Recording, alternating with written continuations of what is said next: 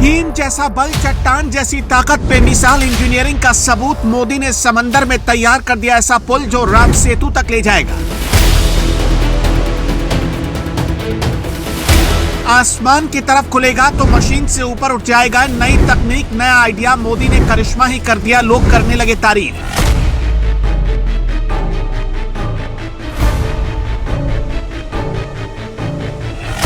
जी, हिंदुस्तान का वो पुल जो समंदर में सीना तान कर है खड़ा। न हवा का झोंका हिला सकता है, न खारा पानी पिघला सकता है, न लहरों की ललकार से, न तूफानों के तेवर से। 100 साल तक जो अटल रहेगा, चट्टानों की तरह टिका रहेगा। समंदर में वो पुल बनकर तैयार हो गया है।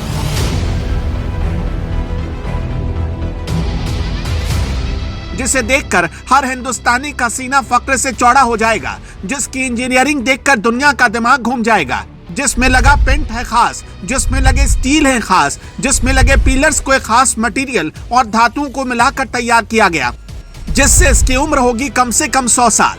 देश का पहला पुल जिसे वर्टिकल लिफ्ट किया जा सकता है वो तैयार है। ये राम सेतु तक ले जाने वाला पुल है और भारत की शान में 4 चांद लगाने वाला पुल है। ये है पाम्बन ब्रिज। ये पाम्बन ब्रिज क्या है? तमिलनाडु के मंडपम को रामेश्वरम से जोड़ने वाला रेल ब्रिज सीधे भगवान राम से लोगों को कनेक्ट करता है। इसी पुल से लोग राम सेतु तक पहुंच सकते हैं और सामने से उसे देख सकते हैं।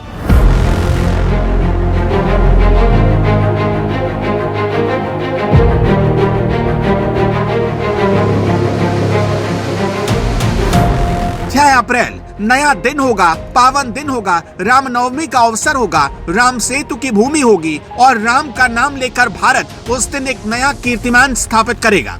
वैसे भी हर शुभ काम हम पहले राम का नाम लेकर ही करते हैं। कहते हैं पहला पन्ना राम का, तो समुद्री इंफ्रास्ट्रक्चर की दुनिया में राम का नाम लेकर भारत 6 अप्रैल को एक नया चैप्टर शुरू करेगा, जब पीएम मोदी पाम्बन ब्रिज का उद्घाटन करेंगे। मोदी का क्लियर कट फंडा है, जिसका शिलान्यास मोदी करते हैं उसका उद्घाटन भी उन्हीं के हाथों होता है। मोदी की क्लियर पॉलिसी की वजह से देश में बड़े बड़े काम डेडलाइन के भीतर और समय पर खत्म हो रहे हैं। साल 2019 में प्रधानमंत्री नरेंद्र मोदी ने पाम्बन पुल का शिलान्यास किया। सिर्फ 5 साल में ही रामेश्वरम और भारत की मुख्य भूमि के बीच समंदर के ऊपर नया पुल बनकर तैयार हो गया। पाम्बन ब्रिज इस बात का सबूत बन चुका है कि मोदी जो कहते हैं उसे पूरा करते हैं। साल 2019 में जब मोदी के हाथों इसका शिलान्यास हुआ और उन्होंने पुल का उद्घाटन करने की बात कही तो लोगों को यकीन नहीं हुआ, लेकिन अब ये सपना सच हो गया है।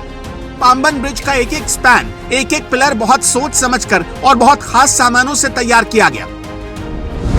पाम्बन ब्रिज की कुल लंबाई 2.08 किलोमीटर है। इस ब्रिज में 18.3 मीटर के 99 स्पैन और 72.5 मीटर का एक वर्टिकल लिफ्ट स्पैन है। जरूरत पड़ने पर इस पुल को लिफ्ट किया जा सकता है।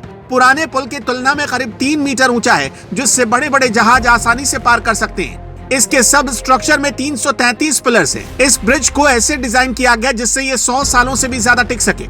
इस ब्रिज में एंटी कोरोजन तकनीक का इस्तेमाल किया गया। इसमें पॉलीसिलॉक्सेन पेंट का इस्तेमाल हुआ है, जिस पर खारे पानी का कोई असर नहीं होता। इस पेंट की खासियत यह है कि दरारें आने से बचाता है। इसमें एडवांस स्टेनलेस स्टील और फाइबर रेनफोर्स प्लास्टिक का इस्तेमाल हुआ है, जिससे पुल की उम्र बहुत लंबी चलेगी।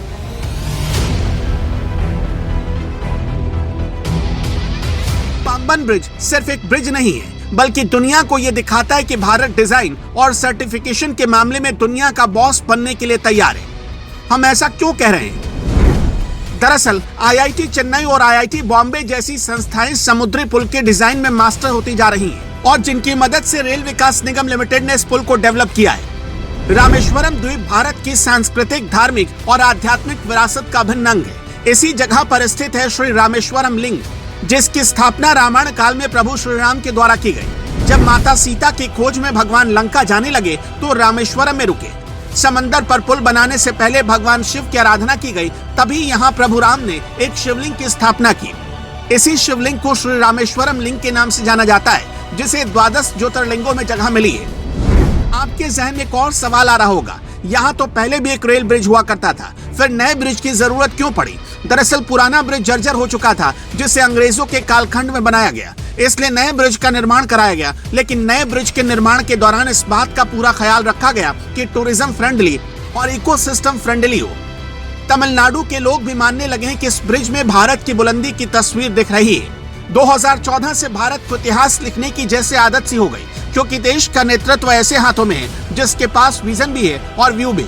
इस ब्रिज से न सिर्फ इंजीनियरिंग और टेक्नोलॉजी की दुनिया में भारत की बढ़ती ताकत का परिचय मिला है, बल्कि इससे स्थानीय लोगों के लिए रोजगार की बहुत बड़ी संभावनाएं पैदा हुई। आप इस पुल को लेकर क्या सोचते हैं, हमें कमेंट बॉक्स में जरूर बताइएगा।